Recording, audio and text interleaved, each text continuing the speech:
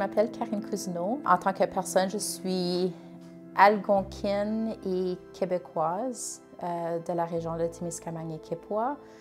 Mais j'ai été élevée dans une famille franco-ontarienne ici à Ottawa. Ma mère adoptive m'a dit à 7 ans que j'étais une enfant adoptée, ainsi que mon frère qui était 3 ans plus vieux que moi. Donc, j'ai commencé très jeune de vouloir reconnecter avec ma culture. Malheureusement, je ne savais pas quelle culture que c'était. Donc, quand j'ai eu l'âge d'être un peu plus autonome dans la ville, la première chose que j'ai faite, c'est aller au musée de civilisation dans le temps qu'on appelle maintenant de l'histoire. Puis, je suis allée à la recherche des visages qui me semblaient familiers. Dans mes papiers d'adoption, c'est écrit que mon père était un homme indien, mais on ne savait pas ce que ça voulait dire. Puis c'était des termes qu'on utilisait plus dans le temps, dans les années 80. Donc, on ne savait pas qu'est-ce que ça voulait dire. Donc, j'étais souvent à la recherche de plusieurs cultures, pas juste la culture autochtone. Puis j'essayais de m'identifier à travers des amis, à travers la communauté, mon entourage. Mon identité culturelle a été confirmée à l'âge de 37 ans, après plusieurs années de recherche, à travers de la documentation du gouvernement, à travers des tests d'ADN, etc.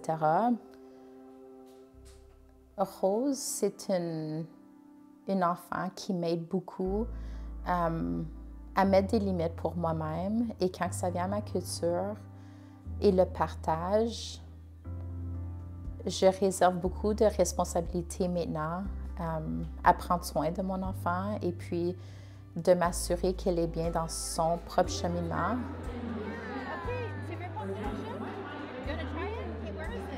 Mon enfant aussi, elle a des traits extrêmement clairs, yeux bleus, cheveux blonds. Puis elle va vivre ses propres défis par rapport à ses traits physiques.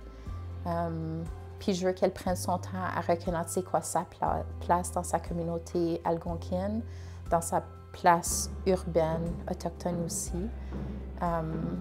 Puis de juste développer la confiance de savoir qu'elle non plus n'a pas le droit d'être exploitée quand ça vient à son identité culturelle.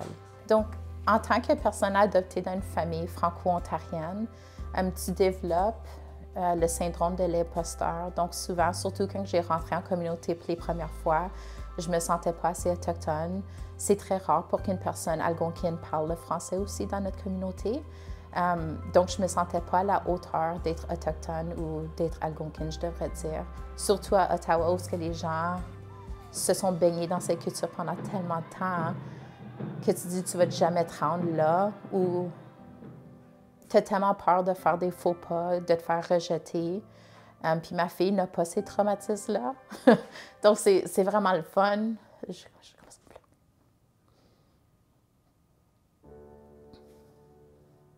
Ça me guérit quand Rose me prend par la main. Au début, elle me forçait d'aller danser.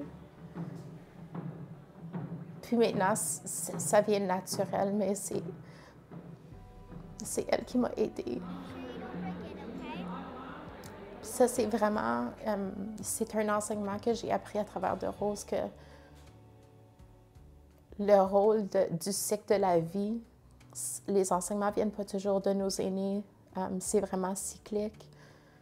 Puis c'est de revitaliser qui on est à travers de nos enfants. Ça m'aide beaucoup à savoir qu'on est capable de guérir de façon intergénérationnelle. On parle beaucoup du traumatisme intergénérationnel, mais il y a aussi une guérison.